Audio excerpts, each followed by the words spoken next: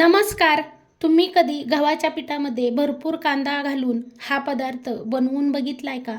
नसेल बनवून बघितला तर एकदा नक्की बनवून बघा. तर चला रेसिपीला सुरुवात करूया. तर इथे मी 1 वाटी गव्हाचं पीठ घेतलं आहे. आता याच्यामध्ये आपल्याला चिमूटभर मीठ टाकायचं आहे. मीठ चवीपुरतंच टाकायचं आहे. आणि आपल्याला आता याच्यामध्ये थोडं थोडं पाणी घालून याचा घट्ट गोळा बनवून घ्यायचा आहे. जसा आपण चपात्या लाटायला कणिक मळतो ना, त्या पद्धतीने याचा गोळा बनवून घ्यायचा आहे. तर असा छान घट्ट असा या पिठाचा मी गोळा बनवून घेतला आहे. कणिक घट्टच मळायची आहे. आता ही कणिक आपण साईडला भिजण्यासाठी ठेवून देऊया. त्यानंतर इथे मी भरपूर कांदा असा लांब आकारामध्ये पातळ पातळ चिरून घेतला आहे आणि हा कांदा सुट्टा करून घ्यायचा आहे. कांदा भरपूर घ्यायचा आहे बरं का. आता इथे मी गॅसवर कढई गरम करायला ठेवली आणि 2 चमचे इतकं तेल घालायचंय.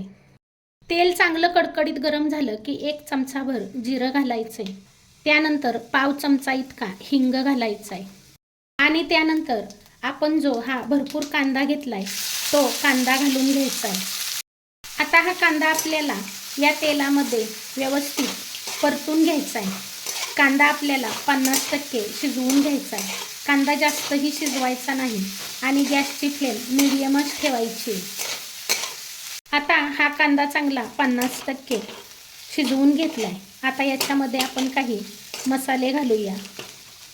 पाव चमचा इतकी हळद घालायची. 1 चमचा लाल मिरची पावडर घालायची. 1 चमचा गरम मसाला घालायचा आहे. 1 चमचा जिरे पावडर घालायची. 1 चमचा धने आणि बडीशोप पावडर घालायची. त्यानंतर पाव चमचा आमचूर पावडर घालणार आहे. तुमच्याकडे आमचूर पावडर नसेल तर तुम्ही लिंबाचा रस वापरू शकता. लिंबाचा रस तुम्ही अर्धा चमचा घातला तरी चालेल.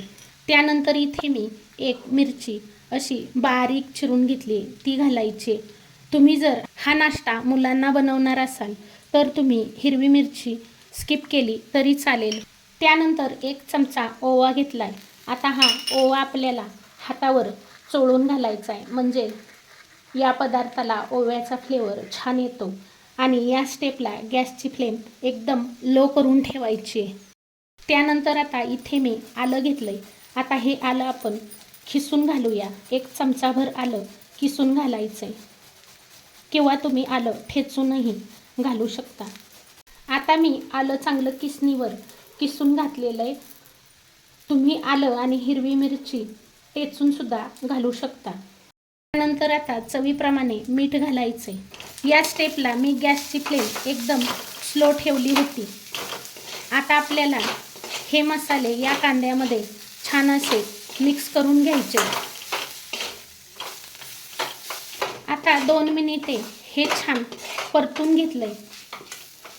आपल्या कांद्याचं पाणी या मसाल्यांनी शोषून घेतलंय. 2 मिनिटे एकदम स्लो गॅसवर परतून घेतल्यानंतर आता याच्यामध्ये आपल्याला 2 चमचे बेसन पीठ घालायचे आणि आता हे बेसन पीठ पुन्हा 2 मिनिटे छान असं या मसाल्यामध्ये आणि कांद्यामध्ये परतून घ्यायचे. बेसन पीठ घातल्यामुळे आपल्या या कांद्याच्या स्टफिंगला पाणी सुटत नाही आणि स्टफिंग छान कोरडं होतं. 2 मिनिट हे स्टफिंग छान परतून झालं की याच्यामध्ये 1 चमचाभर कसुरी मेथी घालायची, थोडीशी कोथिंबीर घालायची आणि पुन्हा हे 1 मिनिटभर परतून घ्यायचं. तर आज आपण बनवतोय एकदम चटपटीत चमचमीत नवीन पद्धतीचा कांद्याचा पराठा. आणि तुम्ही हा पराठा एकदा नक्की बनवून बघा. घरातील सगळे आवडीने खातील आणि मुलांना जरी तुम्ही बनवून दिला ना तरी मुले टिफिन फस्त करून येतील. एवढा सुंदर हा पराठा खायला लागतो. तर तुम्ही इथे बघू शकता हे आपलं स्टफिंग एकदम छान कोरडं फडफडीत झालं. या पद्धतीने कोरडं झालं पाहिजे, तेव्हाच आपल्याला पराठा छान लाटता येतो. पराठा चिकटत नाही आणि या स्टफिंगचा वाससुद्धा खूप सुंदर येतोय. आता गॅस बंद करूया आणि आपण हे स्टफिंग थंड करून घेऊया. आपलं स्टफिंग बनवेपर्यंत आपली कणिकही छान भिजली. आता याला पुन्हा एकदा 2 मिनिट आपण अशी छान मळून घेऊया. त्यानंतर आता या कणकीचे आपल्याला समप्रमाणात 2 गोळे करून घ्यायचे.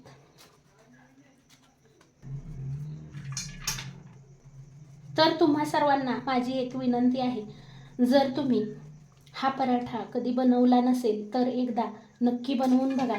खायला खूप छान लागतो आणि एकदम नवीन पदार्थ आहे. नक्की करून बघा आणि करून खाऊन बघितल्यानंतर मला कमेंट करून सांगायला विसरू नका. त्यानंतर आता आपल्याला हा गोळा पिठामध्ये बुडवून घ्यायचा आहे आणि आता आपल्याला याची चपाती लाटून घ्यायची. आपण चपात्या पातळ लाटतो, पण ही चपाती आपल्याला थोडीशी जाड लाटून घ्यायची. खायला खूपच सुंदर लागतो हा पराठा आणि एकदम पटकन बनतो. आता याच पद्धतीने आपल्याला या उंड्याची सुद्धा चपाती लाटून घ्यायची. दोन्ही चपात्या आपल्याला सुरुवातीलाच लाटून ठेवायच्यात. दोन्ही चपात्या लाटून झाल्यानंतर आता आपलं हे स्टफिंग पूर्णपणे थंड झालं आहे. आता हे स्टफिंग आपण एका चपातीवर घालून घेऊया.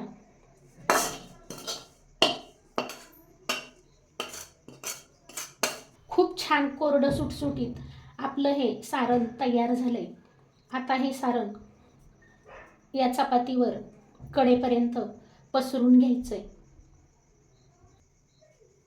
या पद्धतीने हे स्टफिंग पूर्ण पसरवून घ्यायचंय आणि त्यानंतर आपण जी ही दुसरी चपाती लाटून ठेवली ती याच्यावर घालून कडेने पूर्ण बंद करून घ्यायची.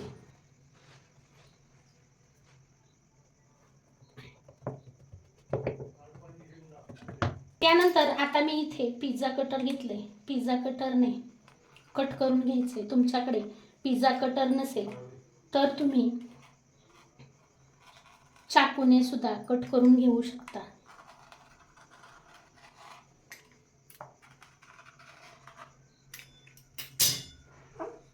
आणि आता याचा आपल्याला असा एकदम घट्ट रोल बनवून घ्यायचा आहे.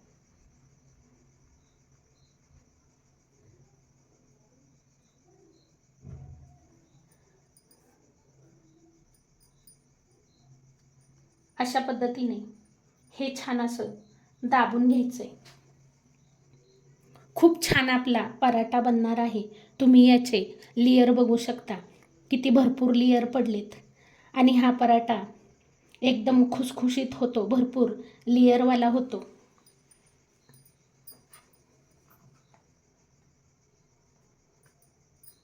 एकदम दाबून दाबून आपल्याला याचा रोल बनवायचा आहे.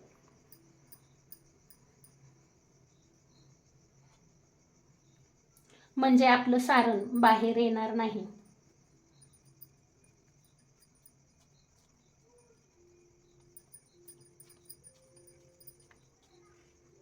याच पद्धतीने सर्व रोल बनवून घ्यायचे.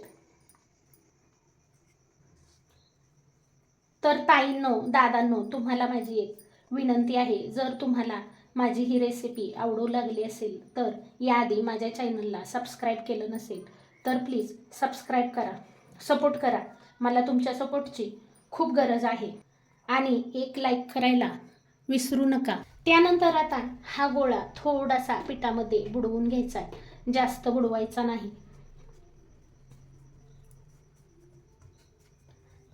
आणि आता याच्यावर मी 1 चमचाभर कलोंजी घालणार आहे. कलोंजी म्हणजे कांद्याचं पीठ. थोडीशी कोथिंबीर घालणार आहे आणि आपल्याला आता हा पराठा लाटून घ्यायचा आहे. कांद्याच्या बियामुळे हा पराठा खायला खूप सुंदर लागतो आणि दिसायलाही खूप सुंदर दिसतो. कोथिंबिरीमुळे या पराठ्याला खूप छान फ्लेवर येतो आणि हा पराठा जास्त पातळही लाटायचा नाही आणि जास्त जाडही लाटायचा नाही, मीडियम असा लाटून घ्यायचा आहे.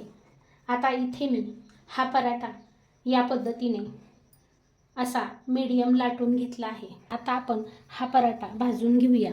आता हा पराठा भाजून घेण्यासाठी इथे मी तवा छान कडकडीत गरम करून घेतलाय. तव्यावर इथे मी तूप घालून घेणार आहे. तुम्हाला तेल हवं असेल तर तुम्ही तेलसुद्धा घालू शकता, पण तुपावर हा पराठा भाजून घेतला ना तर खायला खूप छान लागतो. अगदी खुसखुशीत पराठा तयार होतो. गॅसची फ्लेम स्लोच ठेवायची आहे आणि आपल्याला मीडियम गॅसवरच हा पराठा भाजून घ्यायचा आहे. आपण चपात्या ज्या पद्धतीने भाजून घेतो त्या पद्धतीने आपल्याला हा पराठा भाजून घ्यायचा आहे. आपण हा पराठा थोडासा जाड बनवला आहे, त्यामुळे पराठा मीडियम गॅसवर भाजून घ्यायचा आहे, म्हणजे तो आतून कच्चा राहणार नाही. तर अशा पद्धतीने उलटपुलट करून दोन्ही बाजूंनी हा पराठा छान असा भाजून घ्यायचा आहे. हवं तर तुम्ही उलटण्याने याच्या कडा दाबून दाबून भाजून घेऊ शकता. आयत्या वेळेस जेव्हा कधी मुलांना वेगळं काही खाऊ वाटेल त्यावेळेस तुम्ही हा पराठा मुलांना बनवून देऊ शकता. खायला खूप सुंदर लागतो. आणि रोज रोज भाजी चपाती खाऊनसुद्धा कंटाळा येतो, वेगळं काहीतरी खावंसं वाटतं, तर त्यावेळेससुद्धा हा पराठा तुम्ही बनवू शकता. हा पराठा बनवायला जास्तीत जास्त 10 मिनिटे लागतात. तर तुम्ही बघू शकता इथे आपला दोन्ही बाजूंनी मस्त असा खमंग हा पराठा भाजून तयार झाला आहे. रंगसुद्धा किती सुंदर आला आहे आणि दिसायलासुद्धा किती सुंदर हा पराठा दिसत आहे. तर असा पराठा तुम्ही एकदा नक्की बनवून बघा. कधी कधी आपल्याला सुचत नाही स्वयंपाक काय बनवावा किंवा स्वयंपाकाचा कंटाळा येतो, त्यावेळेस हा पराठा नक्की ट्राय करून बघा. खूपच छान लागतो. आता हा पराठा आपण जाळीवर काढून घेऊया, म्हणजे याच्यातील वाफ निघून जाईल. किती सुंदर हा पराठा दिसत आहे. याच पद्धतीने मी अजून एक पराठा बनवून ठेवलाय. आता हा सुद्धा पराठा आपण भाजून घेऊया. खूप कमी वेळात हे पराठे बनवून तयार होतात आणि खायला सुद्धा अतिशय सुंदर लागतात. तर याच पद्धतीने मी माझे उरलेले पराठे बनवून घेणार आहे. तर जर कधी तुम्हाला स्वयंपाक बनवायचा कंटाळा आला असेल आणि वेगळं काहीतरी खावंसं वाटत असेल तर हा पराठा तुम्ही एकदा नक्की ट्राय करा. खूप कमी वेळात बनतो आणि खायला अतिशय सुंदर लागतो आणि एकदम मऊसूद तयार होतो. दिवसभर जरी तुम्ही टिफिनमध्ये नेला ना तरी छान मऊसूद राहतो, अजिबातही कडक होत नाही. हे पराठे तुम्ही कोरडेसुद्धा खाऊ शकता किंवा दह्यासोबतसुद्धा खायला खूप सुंदर लागतात. तर तुम्हाला माझी आजची ही रेसिपी कशी वाटली कमेंट करून सांगायला विसरू नका. रेसिपी आवडली असेल तर एक लाईक जरूर करा. चॅनलला याआधी सबस्क्राईब केलं नसेल तर सबस्क्राईब करा. व्हिडिओ इतरांना शेअर करा. रेसिपी पाहिल्याबद्दल खूप खूप खूप धन्यवाद. पुन्हा भेटूया असेच एका नवीन छानशा रेसिपीसोबत. तोपर्यंत बाय बाय.